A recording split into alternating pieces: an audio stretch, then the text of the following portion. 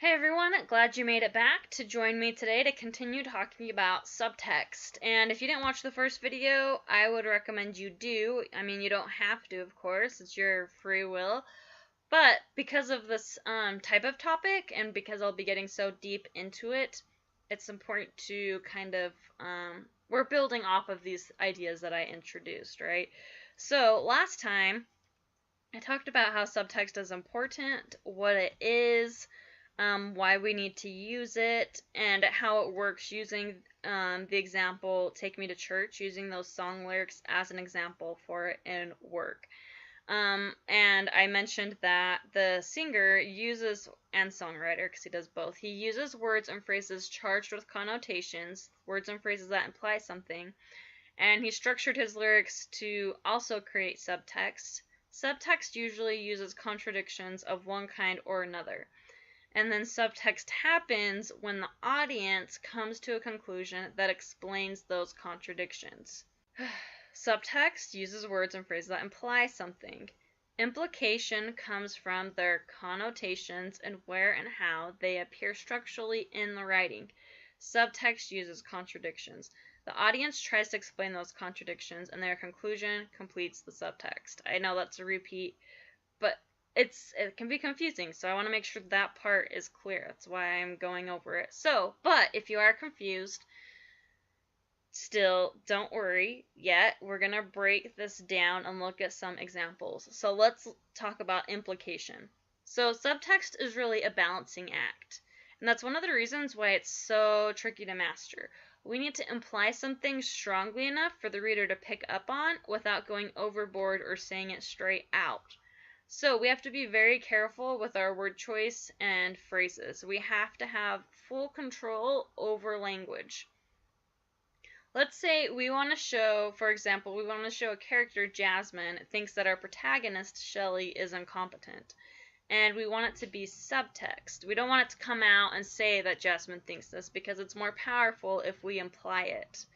You know, remember how, hopefully you said, or hopefully you remember last time I said that what's not said is what creates tension in storytelling. So it can also be helpful in making us feel more empathetic for the characters too. So in order to do this scene, we have to plan out Jasmine's dialogue to show this. So how are we going to show that Jasmine thinks Shelley is incompetent without being straightforward about it? Well, it gets pretty tricky. Here's one way that I came up with. We could have Jasmine belittle Shelley by talking down to her. So let's say that both characters are writers, but Jasmine has won awards for her writing. She's an international best-selling author. Shelley is a writer too, but she hasn't had the same level of recognition. So part of the scene might go something like this.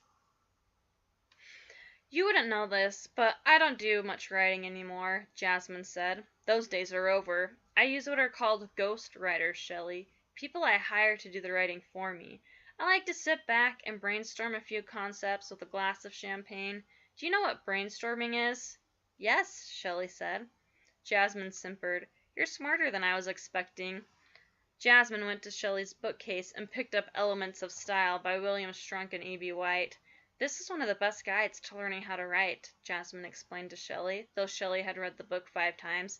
It's been a bestseller for decades. Did you know that? So hopefully you can see how phrases and word choices imply that Jasmine thinks Shelley is stupid. And so hopefully you can see how the question, do you know what brainstorming is? It's kind of like a slap in the face. So some words and phrases that imply what Jasmine thinks specifically are things like, you wouldn't know this, right? So that implies that Shelley is lacking knowledge about something. And it also carries a kind of accusatory, judgmental tone by having Jasmine tell Shelley what Shelley doesn't know. Okay, but I don't do much writing anymore, Jasmine said. Those days are over. And then listen to this. I use what are called ghost writers, Shelley, people I hire to do writing for me. So this implies that Jasmine assumes Shelley doesn't know what ghost writers are. Jasmine feels like she even has to give a definition of them. And then she says, I like to sit back and brainstorm a few concepts with a glass of champagne. So this implies that Jasmine feels she has a like a life of luxury, right? That Shelley doesn't, or perhaps one that Jasmine thinks Shelley wouldn't even understand. And then Jasmine says, do you know what brainstorming is? So by using an entry-level writing term, brainstorming, we illustrate how little Jasmine thinks Shelley knows. As a side note, writing this way has a stronger emotional impact on the reader because we empathize more with Shelley because we're experiencing what she is feeling instead of just reading about it. So, in comparison, I came up with this one-liner example, right, without any subtext, which would be, "You're an idiot, Shelley," Jasmine said. So it has less complexity and also lacks emotional impact because it doesn't have that tension that we want. It's so direct that we don't feel that. Okay, the next important part is contradiction. So subtext happens when the audience tries to make sense of contradictions of one sort or another. In my example, the context can help set up the contradictions. The audience goes into the scene knowing that both characters are professional writers, and yet they witness Jasmine talking to Shelley like Shelley knows nothing about the writing industry. So you think, well, why would Jasmine do that? Well, I mean, they're both writers, and then you come to this, the audience goes, oh, and they might not like actually be aware that they're doing this. It's usually on a subconscious level, but they think, oh, because Jasmine thinks Shelley is incompetent and below her. That's why Jasmine would do that. So the audience finishes the subtext. They draw conclusions from between the lines. Okay, let's look at, what about this kind of contradiction, right?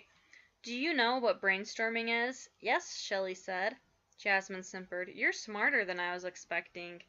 So it's kind of an interesting character contradiction here. We can assume from the question Jasmine asks that she doesn't think Shelley knows anything about the writing world. So then we might wonder, oh, why would Jasmine say Shelley was smart? Oh, the audience thinks, because she assumed Shelley was even dumber than that. In the book Character, Emotion, and Viewpoint by Nancy Kress, it's a wonderful book. I definitely recommend it. She talks about using contradictions this way. In particular, she's focusing on characters who have a deceptive mask. They're trying to fake one emotion while they feel another.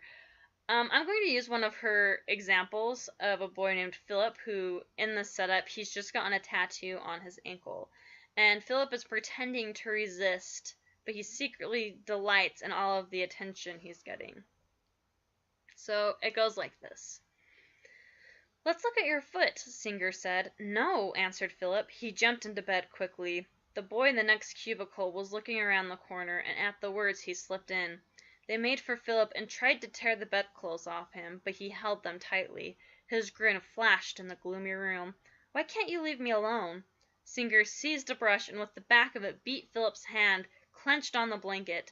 Philip's nerves thrilled. They were so eager. Why don't you show us your foot quietly? I won't.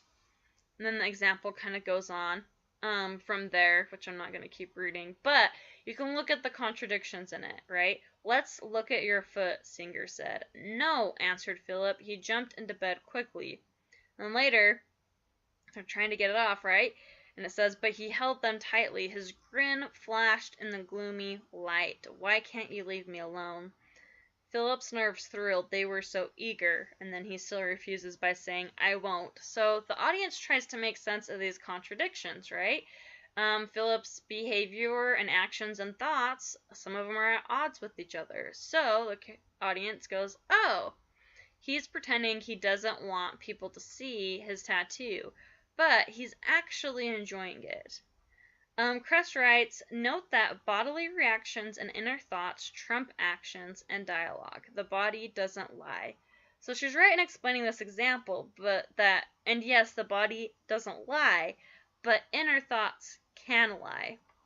Alright, so I'm going to stop this segment here. Next time we're going to go into subtext at work. So we're going to go into unreliable narrators and blind characters and how we work with those and other ways that subtext is used. So Please subscribe, follow me, and you can get my latest writing tips at septembersuefox.com.